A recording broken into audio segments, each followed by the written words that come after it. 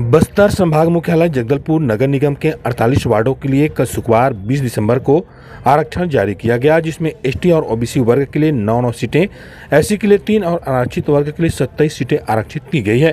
Collector Harish S ने बताया कि एससी की 3 सीटों में 1 महिला और 2 मुक्त, एसटी की 9 सीटों में 3 महिला और 6 मुक्त है, जबकि अनारक्षित वर्ग की कुल 27 सीटों में 9 में महिला और 18 सीटें मुक्त की गई है। नगर निगम की मेयर सफीरा साहू का बड़ीराम कश्यप वार्ड नंबर 43 ओबीसी महिला के लिए आरक्षित किया गया। पिछली बार यह सीट ओबीसी मुक्त थी। वहीं पूर्व नेता प्रतिपक्ष संजय पांडे का श्यामा प्रसाद मुखर्जी वार्ड नंबर 39 इस बार ओबीसी महिला के लिए आरक्षित है। पिछले बार यह वार्ड अनारक्षित मुक्त के तहत इस बार वार्ड में पार्षद चुनाव बदला गया है। जगदलपुर नगर निगम का 48 वार्ड का आरक्षण की कार्रवाई आज हमने किया गया है। इसमें अनुसूचित जनजाति के लिए 3 सीट और अनुसूचित जनजाति के लिए 9 वार्ड और ओबीसी के लिए 9 वार्ड और अनारक्षित 27 वार्ड। इसमें अनुसूचित जाति में महिला के लिए 1 वार्ड आरक्षित है और अनुसूचित जनजाति के लिए 9 वार्ड में महिला के लिए 3 वार्ड आरक्षित है।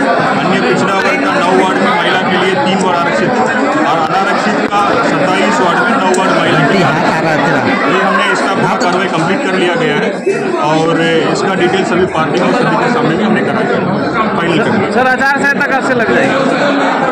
इलेक्शन कमीशन जैसे जिस दिन लगाएंगे उस दिन से हमारा जो चुनाव का काम करने के लिए हम लोग वितरण हुआ है टिकटों का, कैसा रहा इस बार? जगदलपुर शहर नगर निगम में पूरे 48 वार्ड है, जिसमें आज आरक्षण मिला था। आरक्षण अभी समाप्त हो चुका है।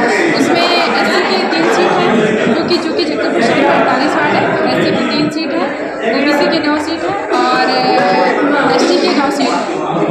48 वार्ड में 21 वार्ड का आरक्षण हो चुका है और उसमें जो जनरल जितने सामान्य वार्ड है, जिसमें लगभग महिलाएं जितनी मतलब आरक्षण में आनी थी, मतलब 33% का आरक्षण हो गया। तो बहुत अच्छे से जिला प्रशासन ने आरक्षण का कार्यक्रम रखा था और शांतिपूर्वक संपन्न हुआ है और 48 वार्ड में हम पूरे वार्डों को जीत कर आए। जी, ये बताएंगे किस बात का विरोध चल रहा है? विरोध इस बात का है कि भारतीय जनता पार्टी की सरकार वार्डों में घूम घूम कर ओबीसी समाज का सर्वे कराती है। 2011 की जनगणना के हिसाब से फिर रोस्टर निकलता है और फिर ओबीसी के 3 सीटें कम कर दी जाती है। ये कहाँ के न्याय है? और ओबीसी का सर्वे कहाँ गया? ये प्रदेश ओबीसी बहुल क्षेत्र जनसंख्या वाला है, खासकर जगदलपुर विधानसभा में भी ओबीसी समाज के लोग ज़्यादा हैं। इसके बावजूद भी 12 से 9 सीटें कम कर देना, कहीं ना कहीं ये रोस्टर का पालन ही किया गया है। हमने बार बार जिला प्रशासन से कहा कि रोस्टर को आप जारी करें, तो कहते हैं कि रोस्टर को हमने जारी कर दिया गया है, जबकि मैं 3 दिनों से फ़ोन कर रहा हूँ कि ओबीसी का जो सर्विस सूची है उसे हम उपलब्ध कराएं और जो आप 12 से 9 सीटें कर दिया गया है इसका आप जवाब दें। इससे साफ जाहिर होता है कि भारतीय जनता पार्टी संविधान विरोधी है।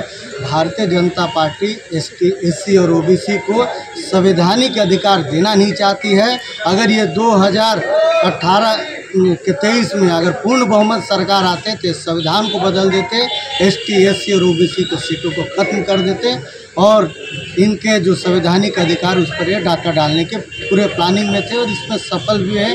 कांग्रेस पार्टी इसका पुरजोर विरोध करता है और ओबीसी समाज को खासकर अब समझ जाना चाहिए कि भारतीय जनता पार्टी आपके रहनुमा नहीं है। आपके आज जो 3 सीटों पर डाका डाला गया है, कुल मिलाकर भारतीय जनता पार्टी के इशारों पर यह कार्य हुआ है।